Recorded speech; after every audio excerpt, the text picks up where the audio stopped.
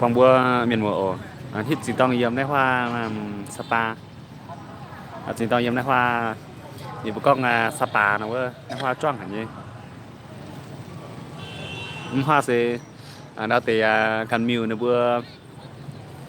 hát tàu yếm hồ yếm phải nó bữa chung hải con đó cả dùng miên quả chứ này hát tàu miền con speak English mà hát tàu chung đó hải con đó ưu tế cần bút tròn đao quả như đao mà tàu xịn nên nên họ nó tế phải quân tàu cho quả nên mình mãi là vươn tế cái này sẽ hiện hai là chung đó tu chẳng chia pet xin xin hàng này là đó tu xin xăm có thể đó tu nhàn nó xin xăm anh tổng tổng nếu bữa cắn sẽ mình thấy miền gấp phẳng hiện hai là bữa lọ tu y bữa pe chiều nhàn nên đào sẽ chính tổng yếm đã nòm mà nếu bữa con là sân vận động biểu bành vừa yếm này chỉ kinh choang hẳn nhân hang tới bùa hoa xin họ tới cùng nhé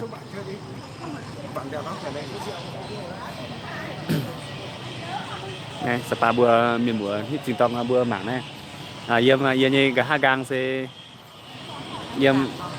yếm yếm như cả hai gang sẽ đó nè ưu sản cái dùng miên như tổng là bữa trâu tại đó bún bữa hai miền bữa đó hát tàu can can lễ quá nó nòng tổng này bữa miền bữa nó nòng tổng có thằng hát tàu tài chỉ nó hoa nó bữa chung bọn như ọt đấy giờ chưa đào tài chú tiền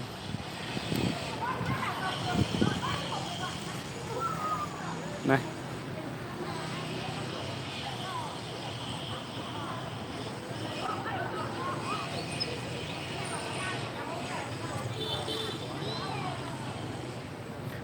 nên nòng tổng xem miền con cần sẽ chơi quả sẽ có nhà thờ đúng không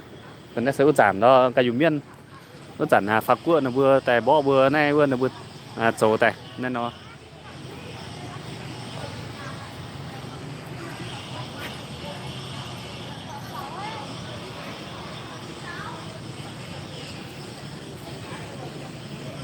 này can sinh nha nó để giảng nó sẽ vừa nên ông tổng sẽ ưu sản giờ xin chưa bẹ nhì chậm lụa muốn nói hàng nó vừa trâu tại nó vừa trâu thảo giờ xin chưa bẹ pha chậm muốn hàng sinh tại trâu trắng tรงnên ông này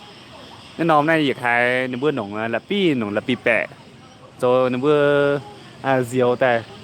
trâu tại hang thì kinh là gì rồi nhé nè trâu chậm hàng sinh tại tu nên ông này nên ông sẽ giảm đó cái miên luôn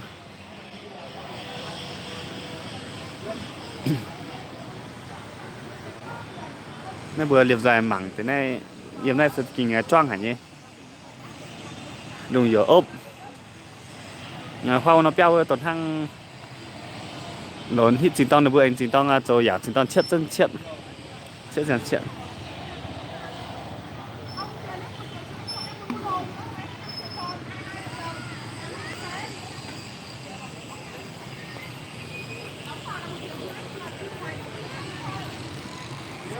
nên đâu mày cần nhiều tham hả nhỉ nhà bữa anh sao tôi chịu pha giải bằng khác ăn sinh chia đâu thôi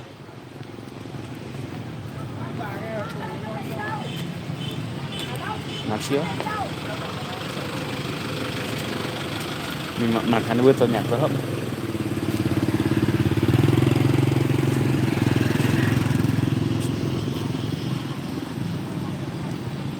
thì đào tông bữa này dịch hay bữa to bữa cam nhiều này dịch hay bữa to cái đấy tại mày các bạn là gì dịch hay bữa to chính cái này tại mày rồi hả các bạn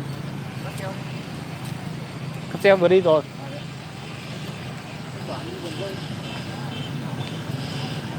này mìnhพูดได้อย่างกันมิวเนี่ยวันนี้กันแน่สวยอันนี้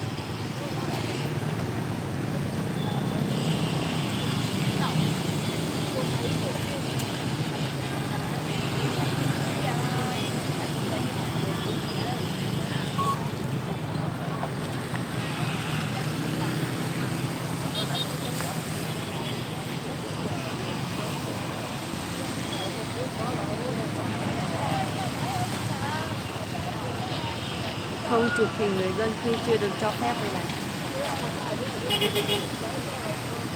สปาnhà mình nó chỉ đơn mình to đâu Thấy được. nó để đấy được mà này mày chia hay mày chia sắp hả nhỉ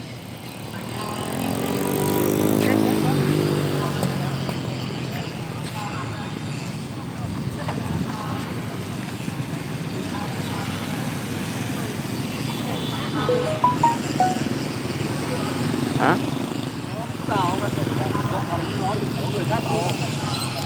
Người xem mà.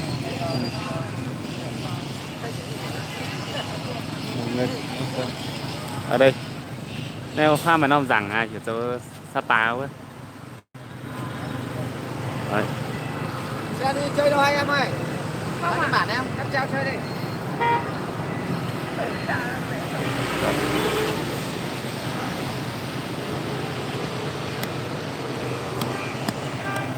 Chưa thấy ông ấy xuống xuống đến nơi là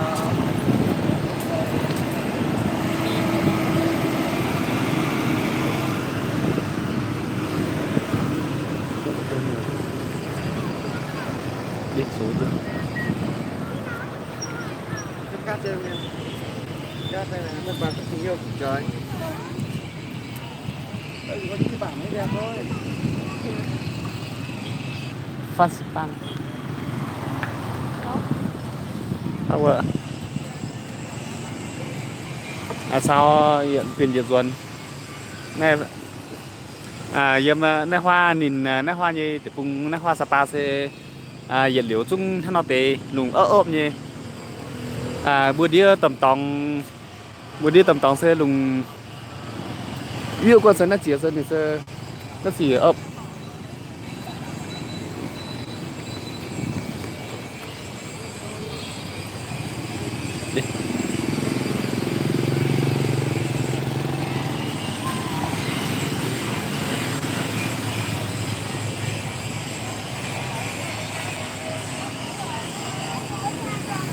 nên nửa bữa hay là nửa bữa chút hai chỗ nhảm nhé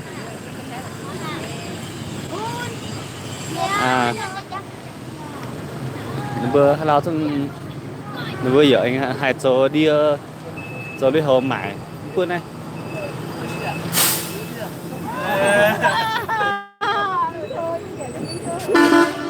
đẹp phết nhỉ đẹp nhỉ cái này mình tự làm mà đẹp phết nhỉ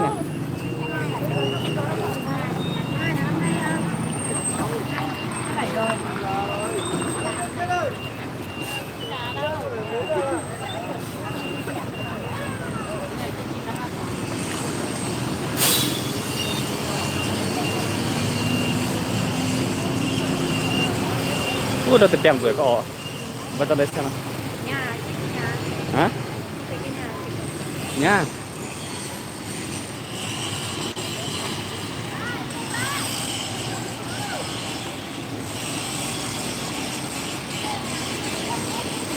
nó biết kinh phô hả nhỉ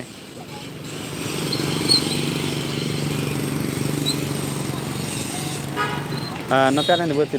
thì đang trở lại chỗ chia nhân diện đó đang mà tìm nó rồi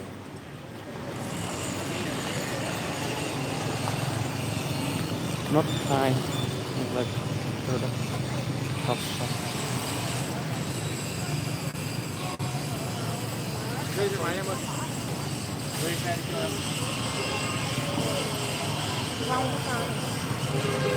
khỏe chứ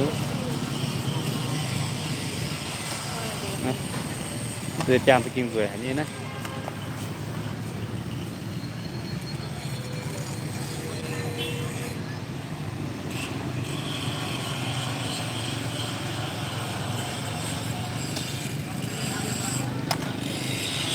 sao lại như thành hả sao lại như thành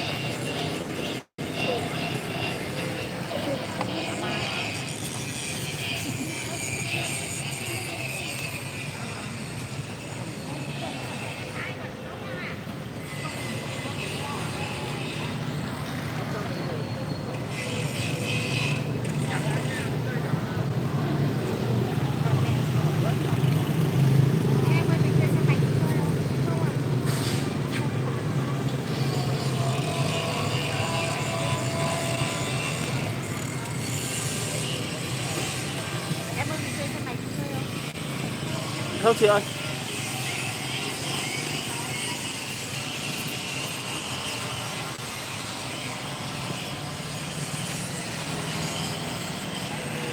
bữa tối nay nếu bữa chỉ kinh khai cho giang nhà rồi đấy chỉ tông choáng mà cái thôi nè bây giờ sao ta dạo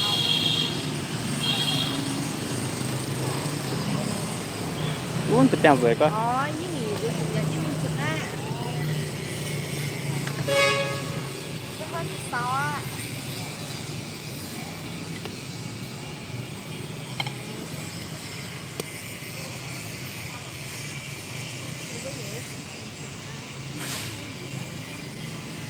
đấy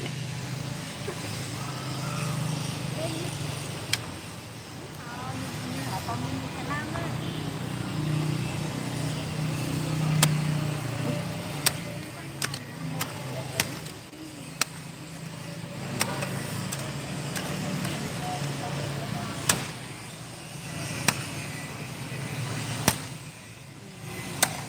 giang sẽ kinh rồi như thế này hả à vào YouTube đang phát trực tiếp thì bọn em đang ở đây chơi thì vào mở ra xem à, nhá nha ô mưa rồi nó vẫn thế mà đi thì ra mình đang xem hai người đi thêm một người này mà con nhận mà con nhà y hai mươi rốn trăm hai Vâng, như Sapa mà con bằng thì rằng hủy con mình đi thì giờ mình trượt ừ. thì không thời gian thay hết lên mình con xem mà bật nha đây mẹ đang xem những cái là đấy hai người ba người ừ.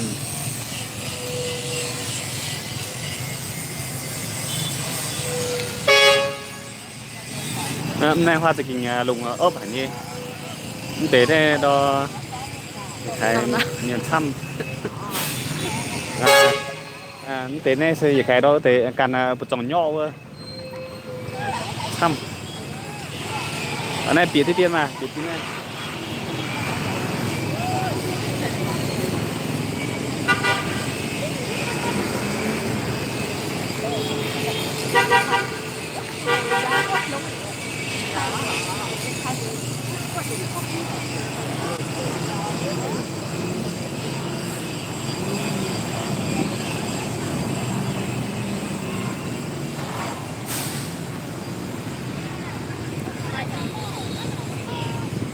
quay lại nữa hôm nay chuông phải như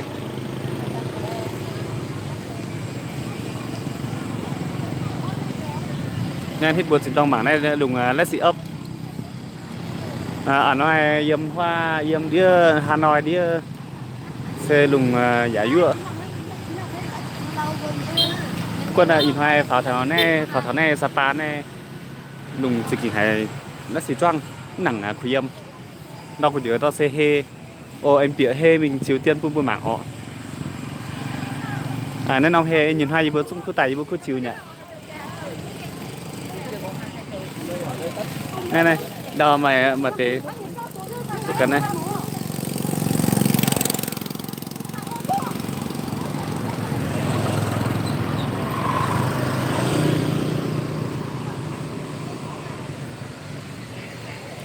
ở nhà hít này ít giản là yếm này nó sẽ hê này là vừa sáng hê nó vừa những chút mày mảnh như nên nó hê sẽ mày vừa yêu miền giờ xăm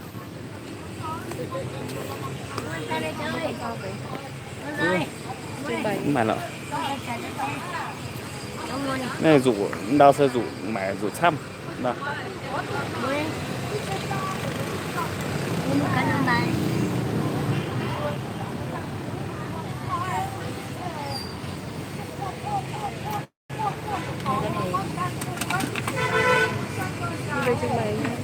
không mà lợ Đẹp quá. Lấy đi.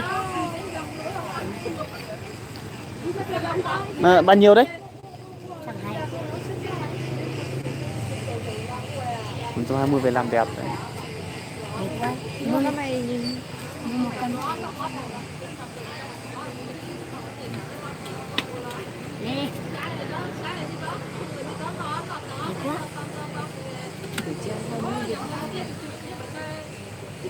cái này cũng của bà à?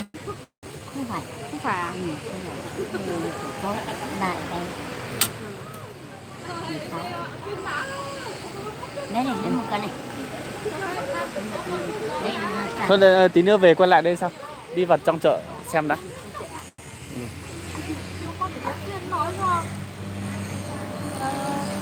Này đó nhìn một hai nhiều chung. Có khi bị treo không? Hay là chung mày mày đón tí xe đó 10 tòng nên mày là bạ nó lại xăm. Mua mà ăn đấy. Mật ong á, mật ong này bao nhiêu đấy? 200. 200 mà lên số mà. Lên số 200 đó gì vô. Mật ong là mật ong đường thôi chứ. Ông sinh mà. Làm gì đó. Ông sinh đấy. Vâng, tí nữa quay lại đây xem nhá.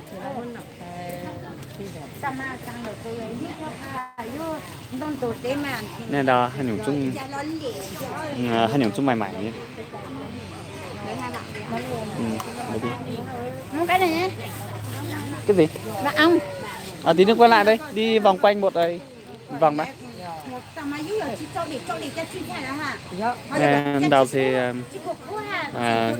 cần xe nhé. Đào xe đo bữa miền nhé.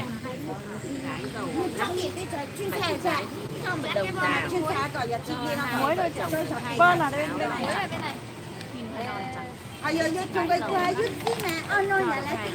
Chỉ đang mãi tiền thì tiền nó sẽ hiểu nhá.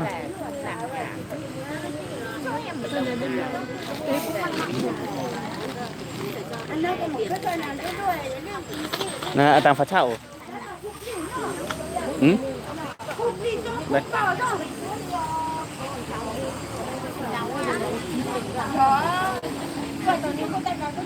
Nè mà bữa ô mà để sẽ đi ở đây để đi chấm tiêu tệ hơn hả ô tệ 1 cân bao nhiêu đấy? Đây là 3 kít trắng. 3 kg. Mua về ngâm rượu. Thế sẽ đi bữa hát tàu miền Trà Toan Sơn Đồng tê bữa chấm tiêu tệ hấp lần bia bữa như khác tàu trăng tàu miền muốn này. Nè tàu thấy bữa miền bữa bịa tết tiền đào nên nòng hề tôi nhìn thấy trong chiều nòng nhã quân hít là yên trình to yếm thế này nó nên tế sẽ vừa được khai yếm hoa tầm kiểm kẹ tại tàu thế này đó tế sẽ cái này dùng được khai đó đi chiếm tiêu như khai chiếm tiêu như điên thế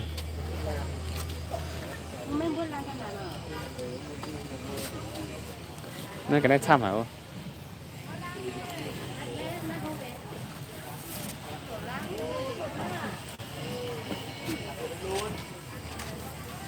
Còn đâu có chuyện gì nào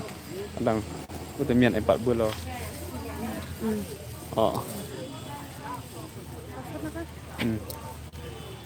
na đó đã ham tới sẽ bữa miền bua miền như tổng Tế biểu vậy ở cái cá nhìn. này tế sẽ bua biểu cả nhìm sẽ bò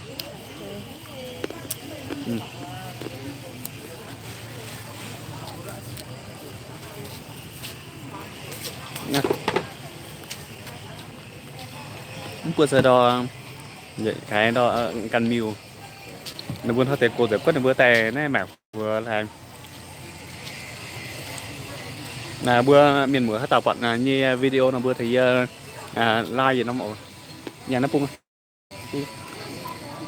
không đâu mà đi miền mưa hết tàu bận video thì nó thì like gì nó mổ lạnh trình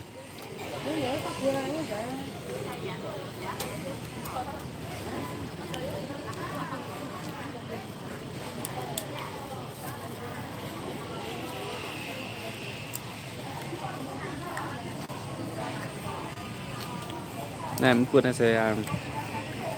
để khái bung giờ đo cầm nhiều như này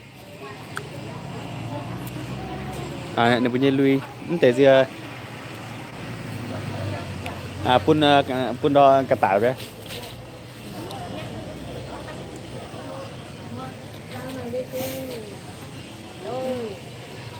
này đẹp quá nhỉ bạn nhỉ mấy cái này đẹp quá nhỉ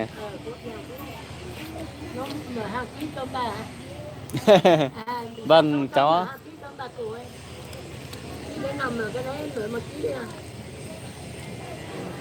đẹp đấy đẹp thật đấy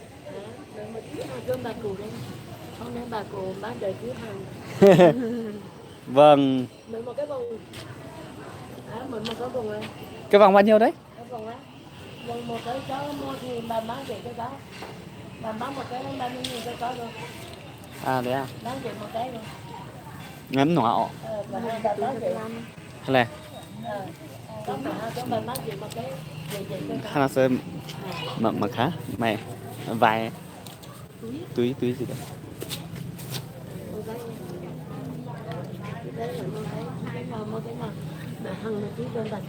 Cái này là túi cầm mà. này túi thế á túi đó sẽ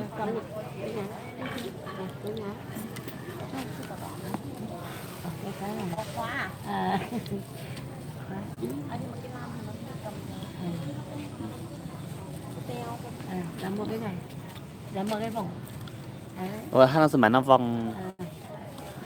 bằng khá mà Liên tắm cái bò. nè nè rồi như nha Rồi nha 30.000 hết à? 30.000 hết cái này 30.000 Cái này có to được không? Có cái làm này to được mà cái này 30.000 cái này trên 40.000 cái này 40.000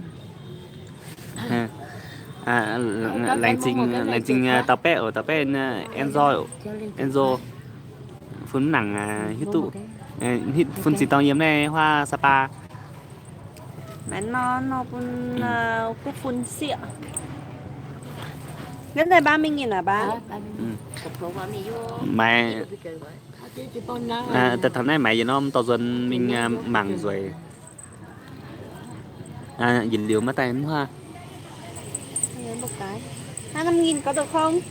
25.000 được bé tí thế này. con nó bảo là 30.000 cổ căng lấy hai cái 60.000 nhìn tham nhận anh tổ tê gì gian hoài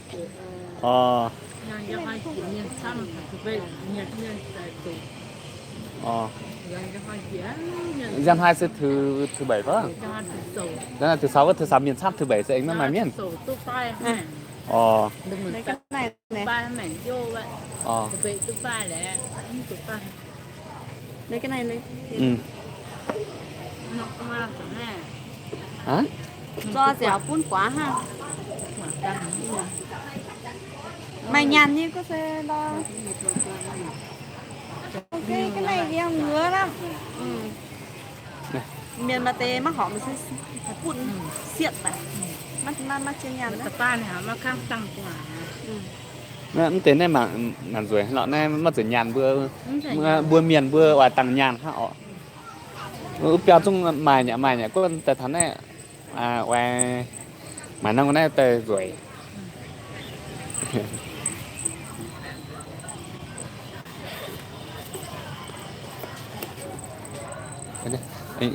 anh sao rồi sao đo mà khá bữa miền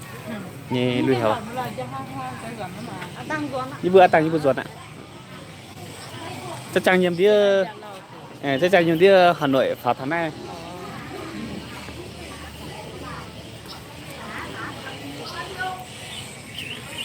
đào sẽ bữa yêu miền như cái này là bữa này rồi hả man hàng bữa hoa xin họ bữa như xin họ sẽ họ mấy mai hay những bữa yêu miền sẽ xin họ sẽ cùng mãi đi đó thầy man hàng cần chơi ấy này hoa nào là bữa mãi chăm hay những những quạt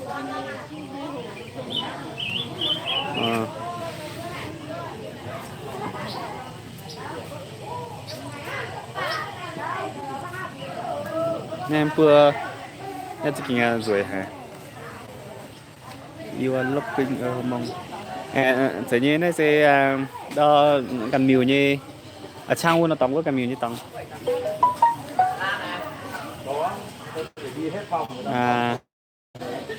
hiện nay sẽ bữa yêu miền như yêu miền như này Việt Nam này mà đến nó sẽ sống đấy bữa yêu miền như sống đấy bữa liền dài bữa miền bữa mảng khác mà tế này quản hàng bữa xin hò như hay bữa xin hò như sống nó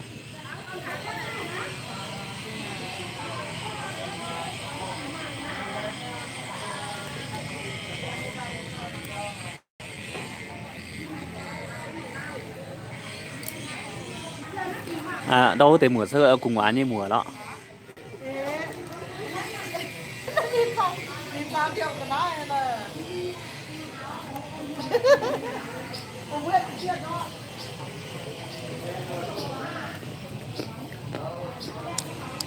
nhé bên phạt thì đâu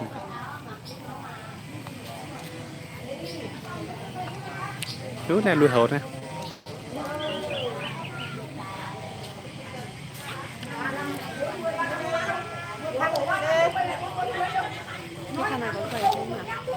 hiệu mà khác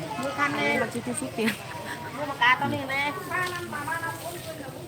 un hai bữa khuôn đồng tê cái đó nhà ở đó à tê yêu miền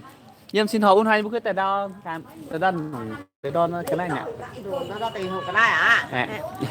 cái này thì mới chặn là miền ha mới nổ tè mới bắt nổ là như bên un hai khuôn đồng nhỉ nhưng bữa tôi mới ca tầm nổ hai gì nó hưu bắp vậy phải dám ra như bò tí em đo nhỏ như bên đồng nó kẽ nhỉ un hai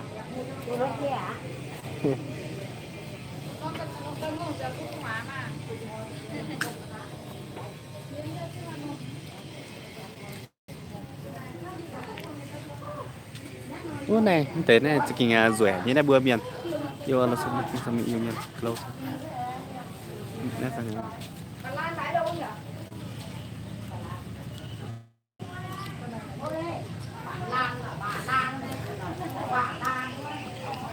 nè bữa yêu miền như lui hậu trồng trụ chỉ kinh bọt cái căn dùng để đó căn miêu như họ nhé mẹ hoa Sapa như yêu miền bữa trồng trụ căn dùng bữa cô còn piêu xị nhé anh yêu bữa nhé là yêu bữa hoa yêu bữa còn piêu yêu bữa cô còn piêu triệu nhé mẹ còn piêu mày pua trăm lên phải không yêu bữa nhé còn piêu mày pua trăm lên nên này sẽ bữa yêu miền như sống này thì kinh rẻ nhé chiều tại bữa bữa miền bữa mảng miền bữa hiếu tu ở mình bữa miền bữa mình sao trang tế bữa hiếu tu tổng trang tế giờ năm tầng này giờ năm tầng như văn hóa bữa giờ chiều tại bữa miền bữa mảng nay giờ mà tế tông bữa đi mà tế anh cái ăn dùng mà tế cái lệnh này bữa cô còn tiêu xịn nhỉ nên ông nay sẽ thang bữa đó bữa nhẹ nhỏ bữa nhẹ lùi lạnh phải nên nó thang bữa hoa vậy ộp hông ộp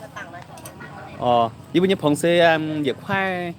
bây giờ giờ khai bữa nay chụp phòng anh là lá thì ngoại chẳng tháng tao chùa nó mỏ vừa nổi này nọ để mắng như vừa mảng ha như vừa tài nè mảng tiết tiền như bây giờ sẽ việc khoai khô hả ô với chụp phòng anh là khai phẳng ha phòng này ô tại gì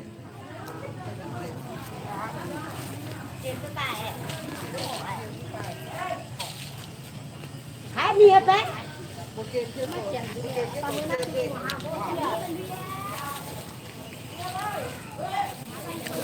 lùng trục biển à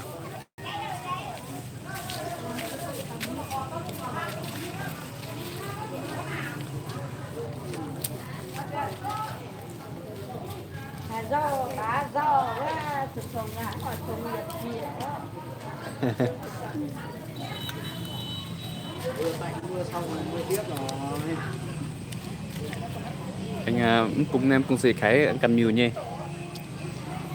nửa bữa nay nhà chúng rủi hả ơi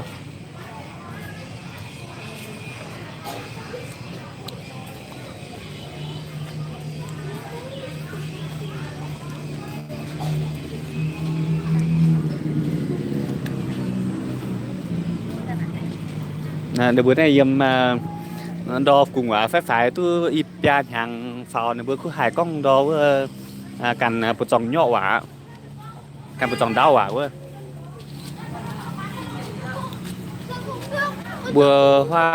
bữa hoa như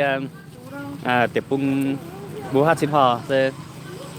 ít ra cuốn hàng xiển hàng chậm hàng sao mất kèn tôi chuẩn hàng ăn đã hang hổ ăn thì đã hang nó sẽ vận động bao nha miền ăn xăm các bạn in hai cái thịt nào tôi được bữa liềm rồi miền múa hát tam mảng như nào thì yên lai nó ổ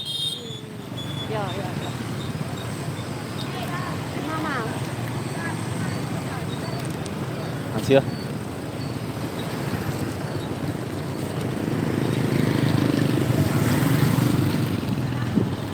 mà con nè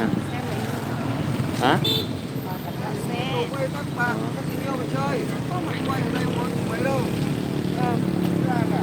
vừa từ đấy xuống đây rồi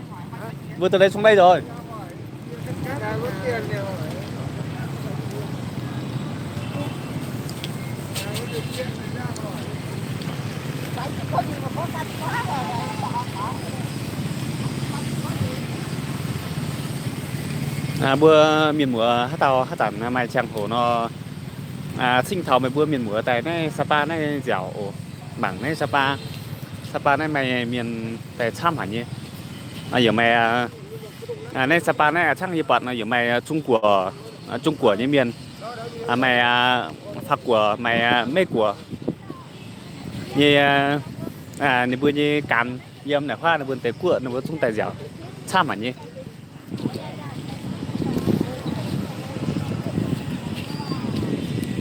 nè thì bữa mảng chính tông mảng này chỉ nghe sẽ là gì choang hả nhỉ có xe rồi anh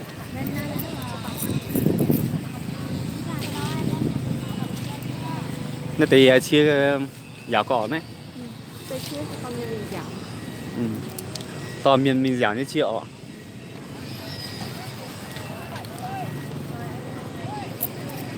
nhưng mà anh phải đo dẻo thằng xe ruột nào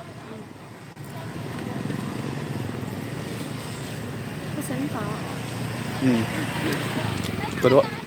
mình đo mảng này bữa mải từ đá cắp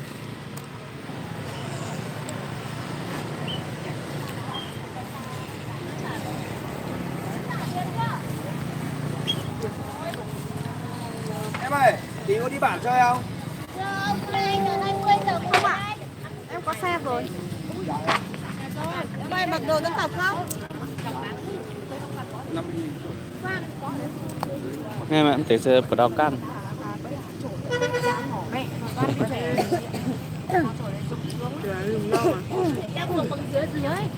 mà em thấy đá cam thằng bên đồng với tổng un hai với con với un hai với con thì nằm giàu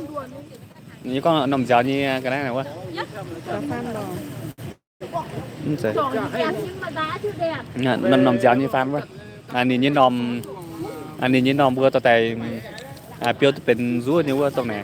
ในตรงตีเนี่ยด้วย Bảo cái hàng này bao nhiêu mình cũng giả đủ.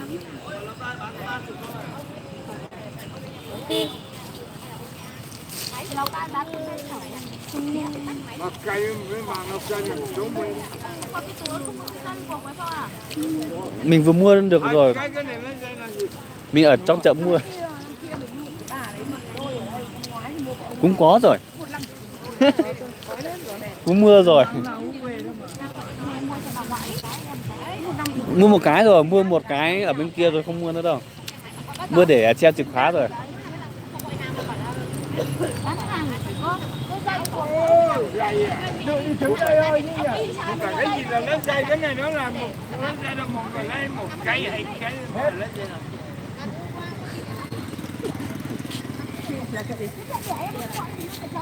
nhiều nó bảo là lấy bán gì? này ở vừa miền mùa mảng này em thì hít tổng thì xưa này thì vừa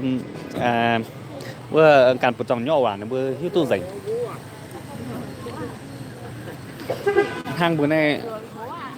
bữa nay hát rằng nửa bữa họ mắt tụi mình tổ sâu mắt tụi mình tổ này bữa càn một trong nhỏ hoàn vẫn bữa hài hảo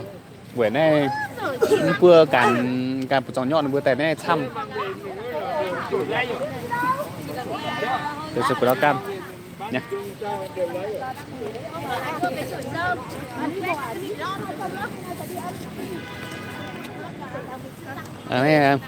này anh số liệu nhiệt duẩn như vừa anh tết thắn nó tầm chiếu tiết tiền tập vừa miền mùa mảng nếu vừa trong hit video như vừa trong ruột bèo ạ phải chính vừa miền mùa là gì chăm mảng hát tàu miền mùa mảng yên nom video nó dạo ai mới vừa miền mùa thì nhấn like yên nom rồi lãnh trình vừa miền mùa là gì chăm chỗ này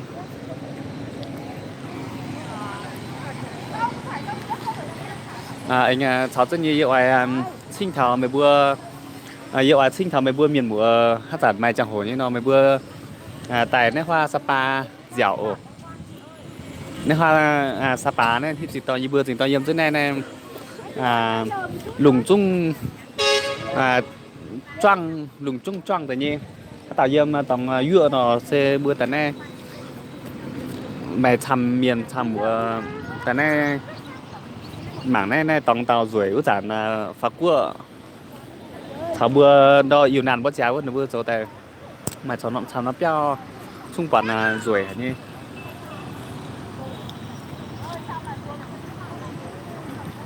bữa tài này là bữa anh hiếu tu chăm nhung tê này mà chăm nhận này tê xuyên được bữa nhiều rất cùng hóa nó thế này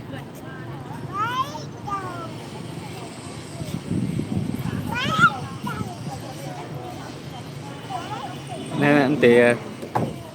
xuyên được bữa nhiều rất cùng hóa thế này hát tàu trong thang tế này sẽ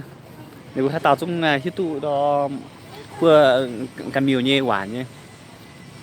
nên bữa ý giản tư giờ nhỉ trở lên hàng của họ bướm hít tụ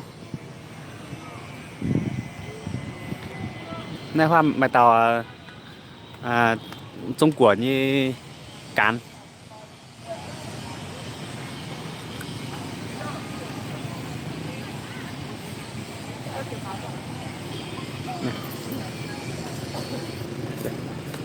nhà trong hít nào lãnh trình vừa miền mùa mảng nó mà video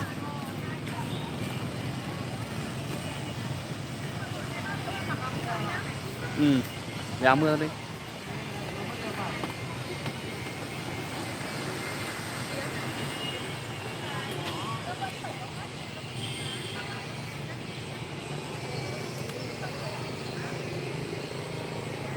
nên khi bữa bọn đây lao chúng đi là xì ấp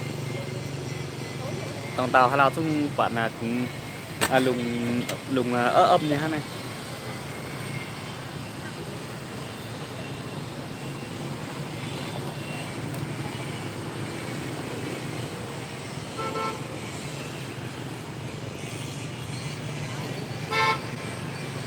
nè chia ở tham bữa mình tại bữa tụ mảng cao phải phim hát tàu có thằng hát tàu tại nè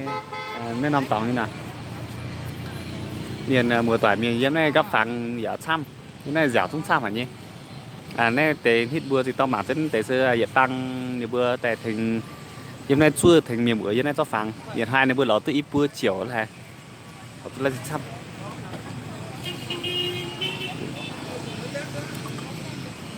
mình Việt Nam mà tiếp bung bữa khi tôi Việt Nam toàn miền cho nhàn cho hấp ọ bây giờ anh bữa yếm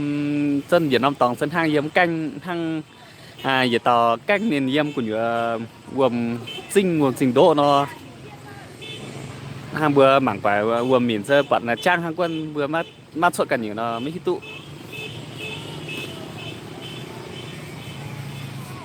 bữa mà cần nhiều là bữa mới hít tu xe cần nhiều nên anh mai phải nó trăng nên anh phải nó số hát nhung bữa mới hít tu bữa liềm dài bữa tụi xuất đây cần nhiều bữa hít tu miền Hà Nội để bung được phải nó số nhàn Hà Nội để bung được phải nó số hấp bữa thì hít tu nên thì giảm có nhiều tốn tiền cùng án này là bữa hiện hoài là bữa cũng tốn tiền cái này mình mãi bún này bữa đó khe quân là bữa hiện hoài là bữa chung lỏ tư tại cào là bữa nhàn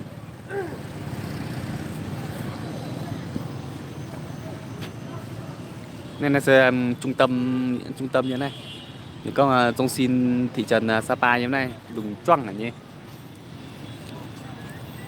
là phun bữa mảng cũng tê phẳng như chúng gấp non video lại trình với miền bữa thăm quảng bữa miền bữa giờ tiền nhì nó video lại chính thăm thì mày đùa tao mảng hết tao miền bữa hết tao mảng như nó thấy like gì nó mở với lại trình bữa miền bữa thăm cái đảng là nó video thì nhìn dùn bữa liềm ra bữa em còn tại các hát tao mảng như thấy chấm nhiệt nó bộ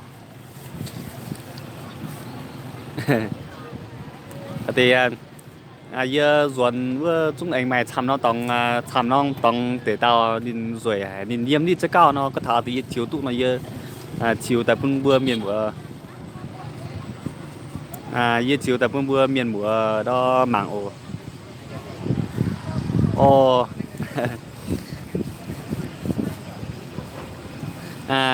giờ như bữa sẽ chợt cho sơn đó tao pe yếm hoa mấy cua tao pe chính tông phi giảng này phun như bữa hiểu cho sơn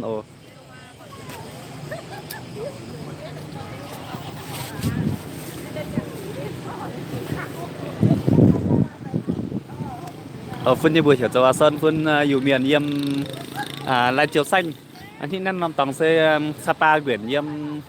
ในhoa Lào Cai xanh phun chính tông tại này phun sẽอยู่miền đào tàu pe quêอยู่miền nhìn hoa chúng công nhỉ tổngในhoa Sapaที่chính tông yếm này sẽ mày bữa chúng mày bữaอยู่miền cha yếm bị hê quá bịa của nhiều hê chiếu tại phun bữa miền bữa mảng quá chúng mày bữaอยู่miền tham thò đó cam miêu chúng tham hả anh sao thế tổngในhoa Sapaนั้นแต่เบื่อเบื่ออยู่miền nhiềuในhoa Sapaนั้นเบื่อtrọng chútเบื่อกันnhungเบื่อnhéเบื่ออยู่miền nhiều hoa xin hò hoaในhoa sẽ là บื่อnhé gồng pêu sẽ xị nhé บื่อcâu gồng pêu xị บื่อnhé trọng chút chung rồi hải ô gồng pêu xị anh sao thế บื่อnhé đó phong sẽ phải nó đổ tú บื่อnhé Việt quen trang của những ham anh bữa hoa bữa bữa yêu miền nhâm hay bữa xin hỏi để bung xe trồng trụ như bữa nhé phong sẽ mày biển thị trang của những mẹ chỉ buôn pe để sơ công tiền buôn bữa miền bữa tại hết tôi Việt Nam tòng yêu miền nhâm Việt Nam tòng này anh sẽ lấy mày năm trồng trụ bữa mà mình bữa mà cho tiệp cũng là bữa mà hít tụ cũng lại cho hắn nó tòng yêu miền xuống thang bữa xuống hàng nó miền mất rồi ọ bữa cho mình vậy vậy năm tòng bữa anh trở thành bạn trở thành anh bạn nó yên nhung miền chú yên nhung lui họ cái căn nhung ta bữa tại hít tụ tham tệ ọ nãy con thằng nó tung liều ạ giờ như lãnh sinh bẹo thank you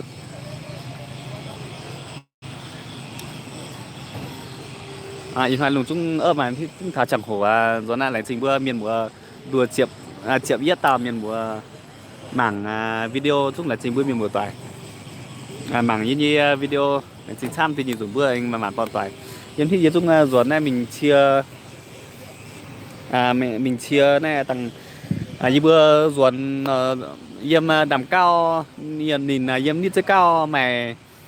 mày đó bữa tòng tàu ruồi hả tầng như mình ruộng như anh chiếu tại bữa miền bữa thái yếm mảng ồ lại trình bữa miền bữa trăm how one hit chỉ tòng bữa mảng tính tàu này sẽ ta sẽ cầm miu can bột tòng nhỏ can bột tòng đó lại trình bữa mình một trăm giờ cầm nom video